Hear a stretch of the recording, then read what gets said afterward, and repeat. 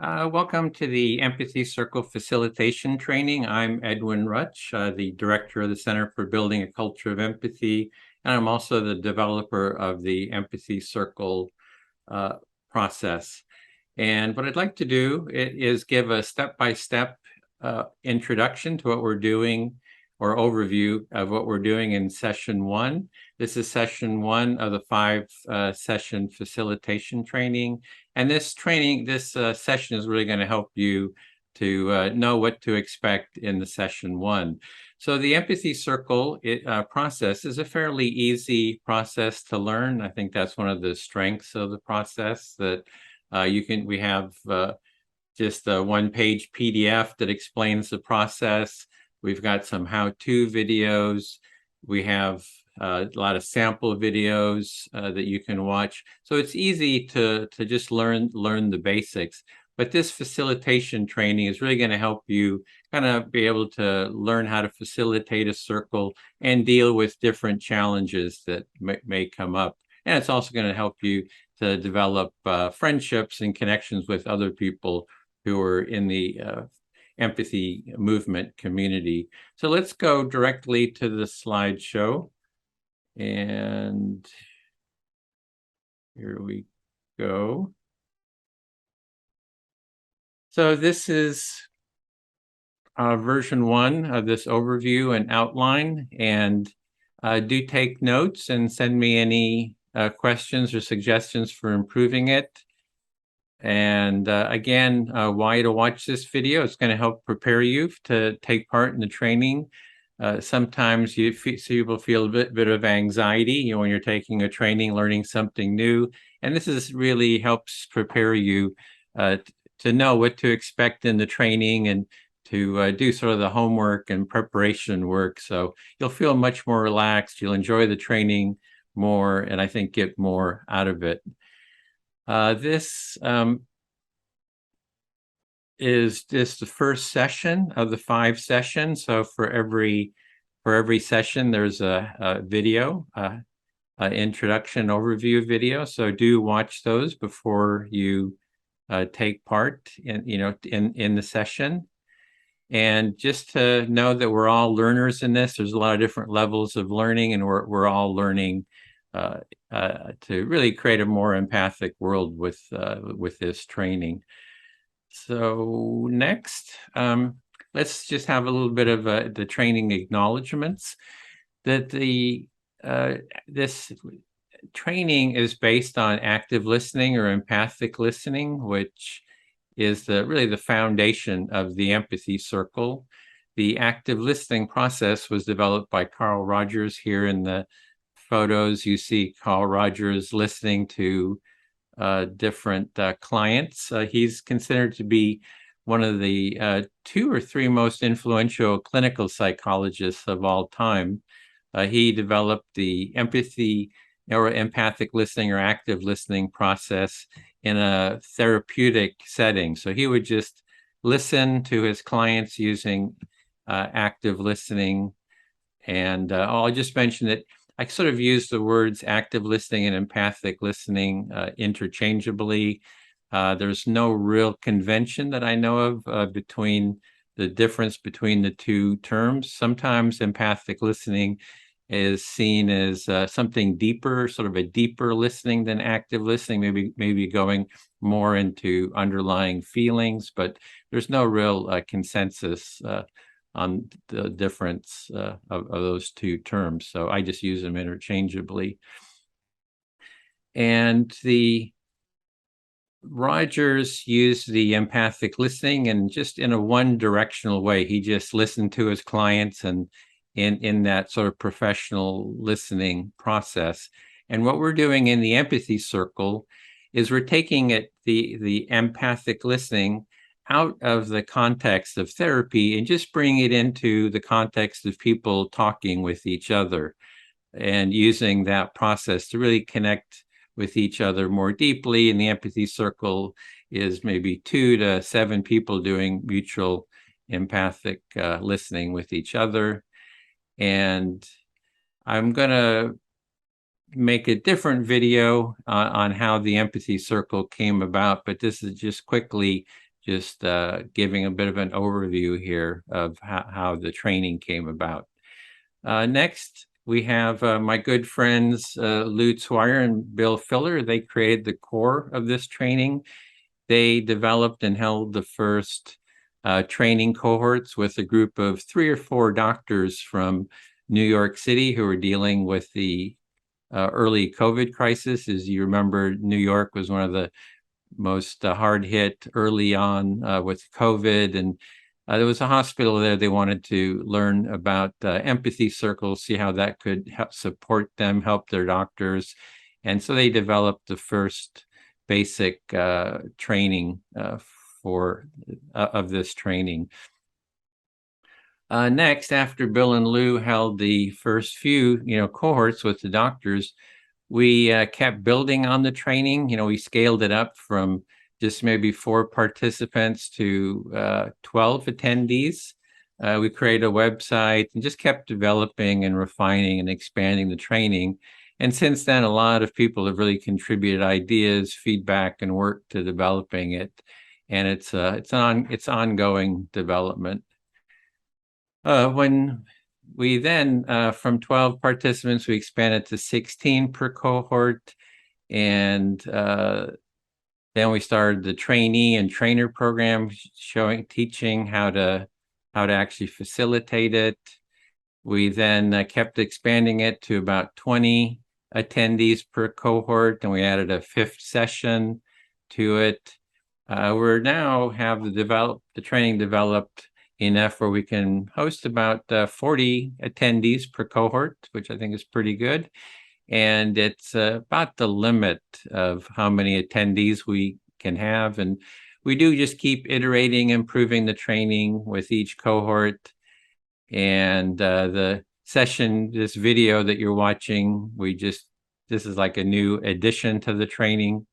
And so we just keep adding, kind of more and more to the training. And we do want to scale it up to train all 8 billion people in the world. So we have a long ways to go. And we count on you really as an attendee to help us continuously expand and improve and scale it up. And we also wanted to support you in learning the process so you can go and organize your own trainings as well, become trainers of it. So next, I want to just go over the cohort attendee roles. And we have different roles that attendees take. The first one is the participants. These are people who are taking the training, for the first time. And you can take it multiple times, but that's just as a participant, you're just taking it and just coming for the 2.5 hours per session. Then there's the trainees. They're learning to become trainers of this process. They've taken the training at least once as a participant, and now they're learning to be trainers of it.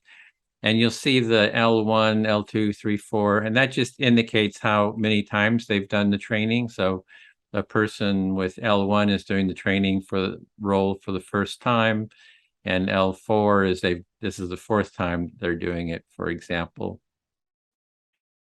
And what the trainees do is the role is they help present different sections of the training. They may facilitate the breakout rooms under the guidance of a trainer, or they take on just sort of the level of responsibility that they feel comfortable with. So we try to move you through the training, not overwhelm you, but you just take on as much responsibility as you feel comfortable with.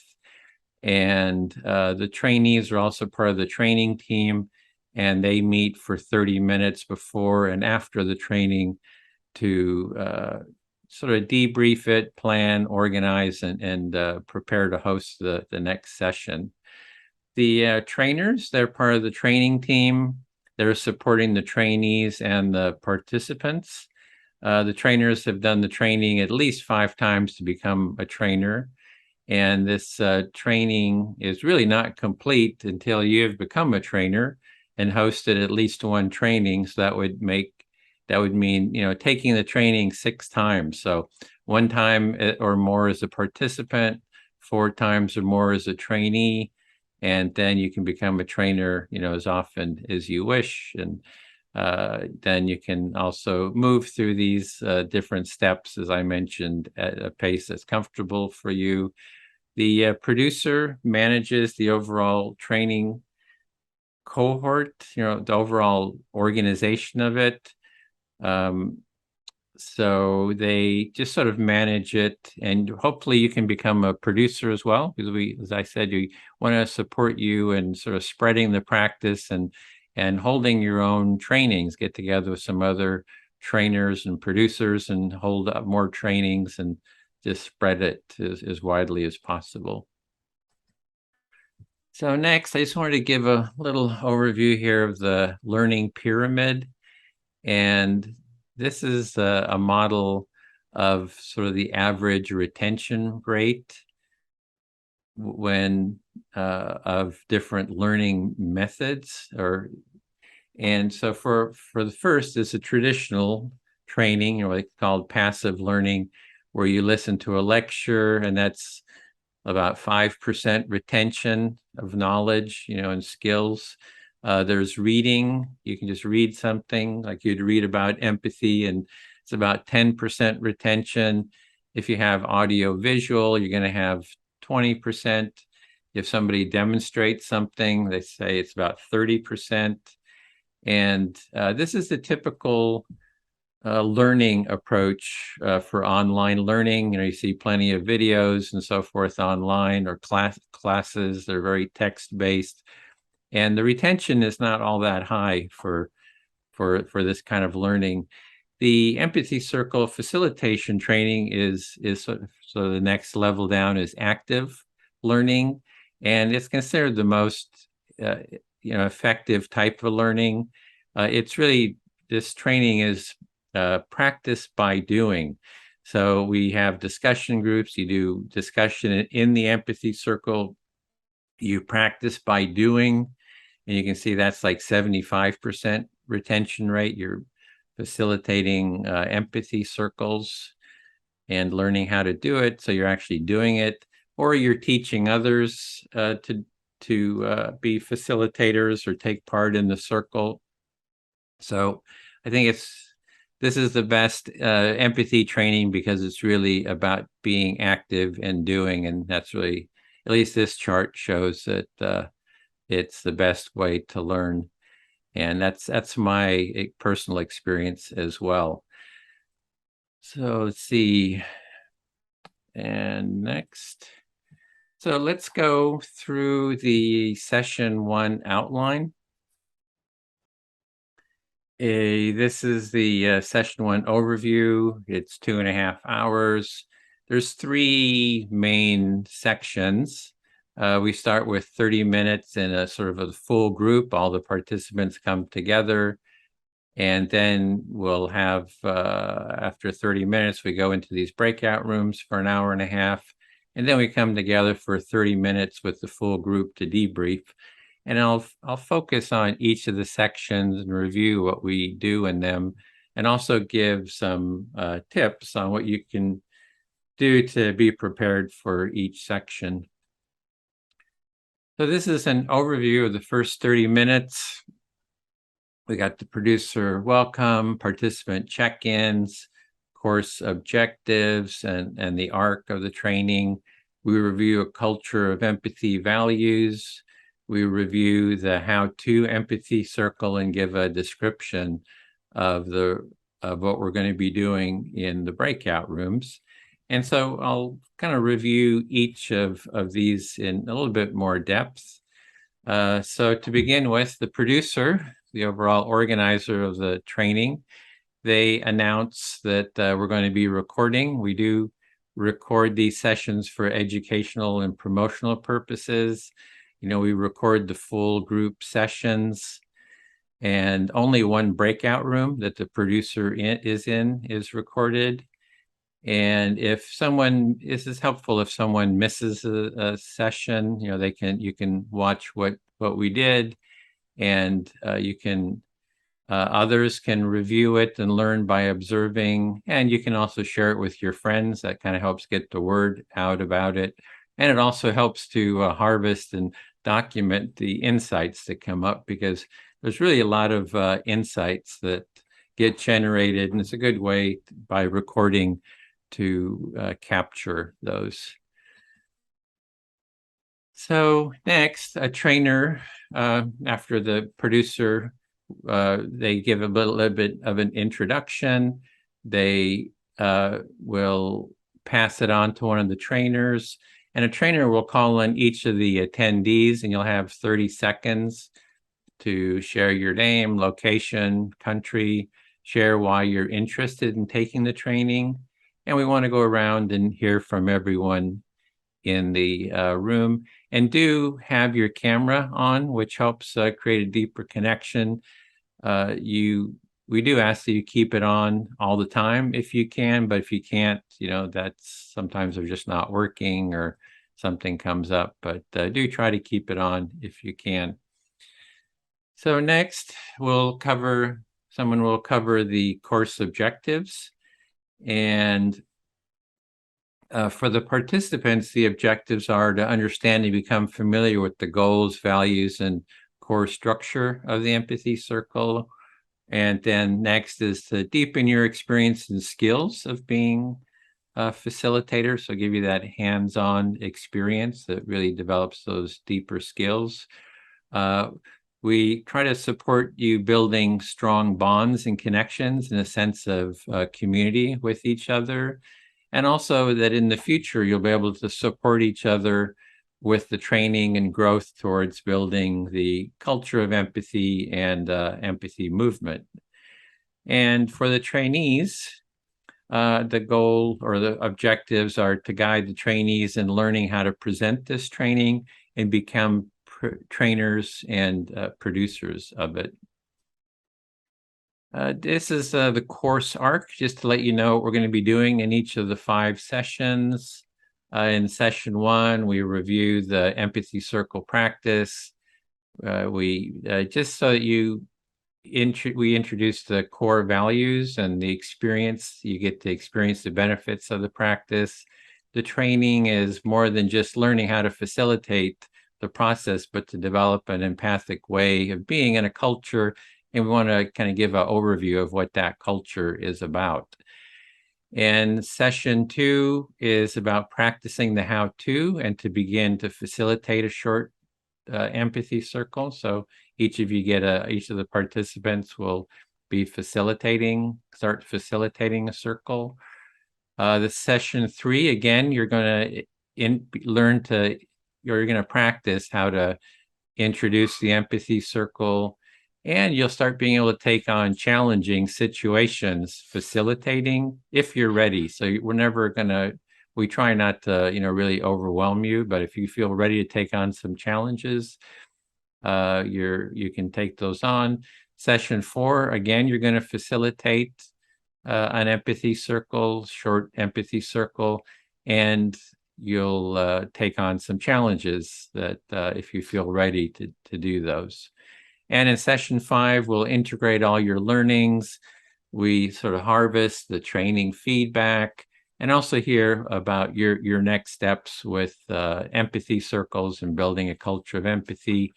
And then between each of these sessions, you'll get various assignments to do before the next session comes up.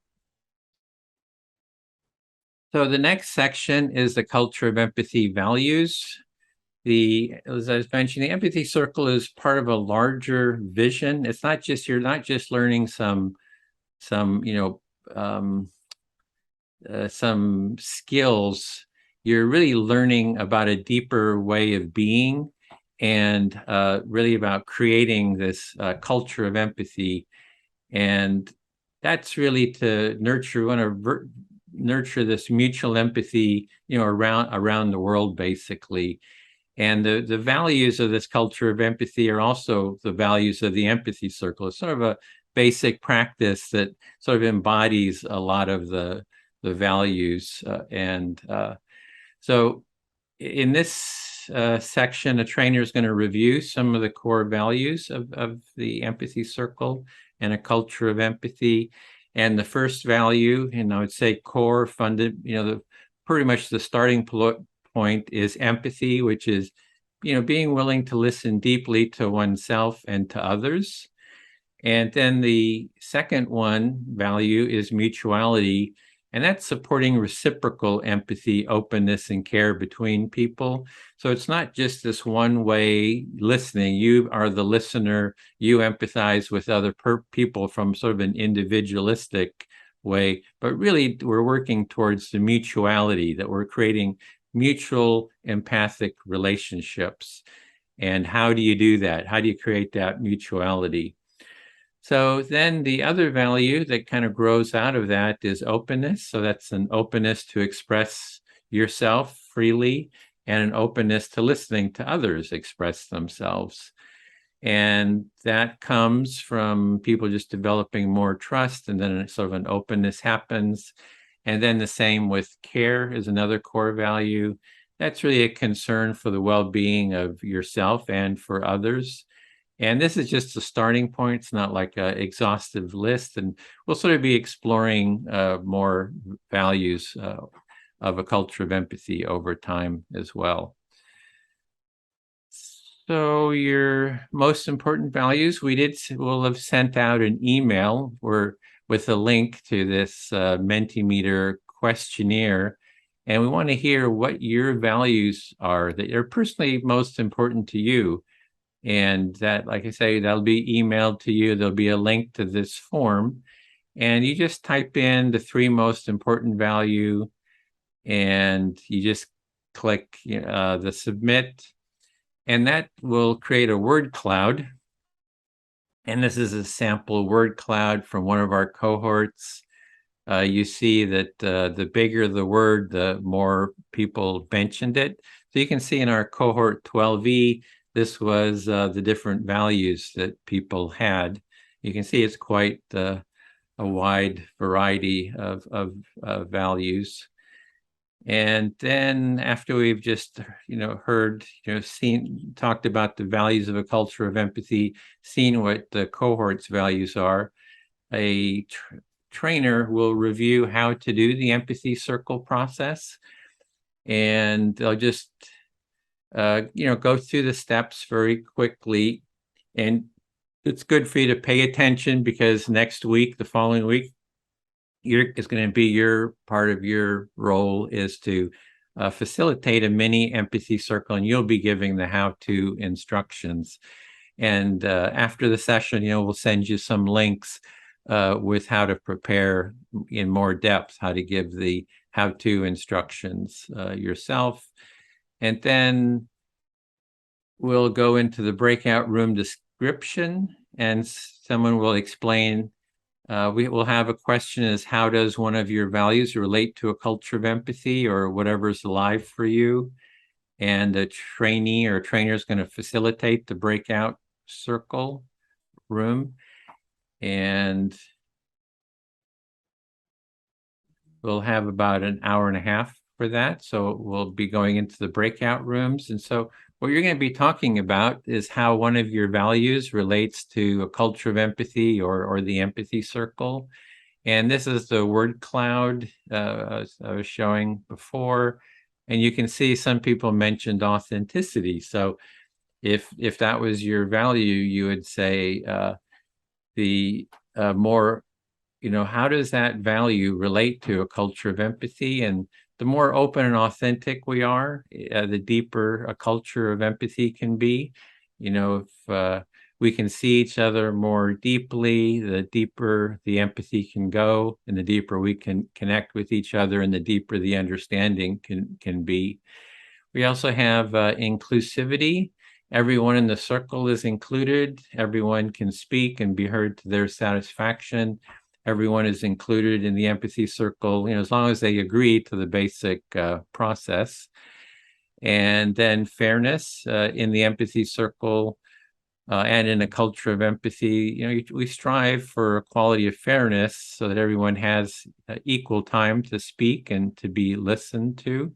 and to listen to others. So that kind of creates a sense of fairness.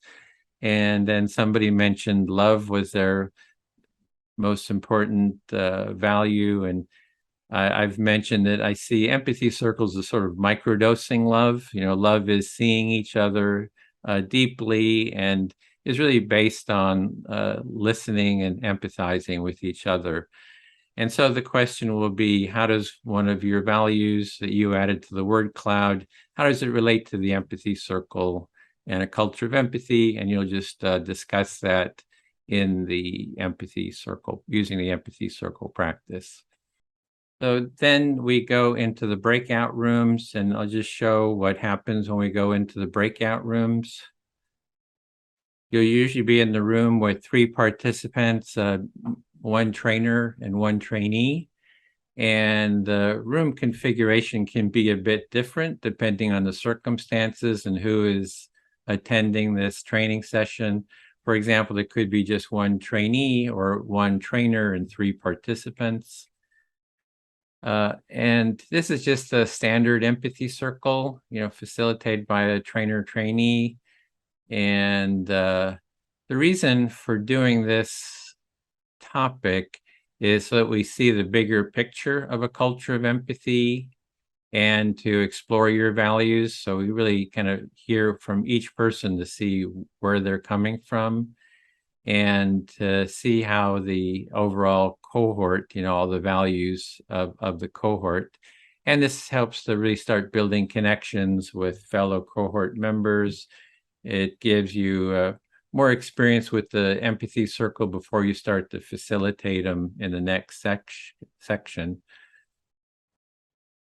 So when the time is up, you'll be brought to the back to the full group. And we usually send the Zoom message about 10 minutes before to give you a heads up that we're going to go back to the full group. And so there we come back into the full group, and then we're going to into the full group debrief. And then let's see, we go into, let's review what we do in the full group. In the breakout rooms, you're all brought back together again. And this lasts for about 30 minutes.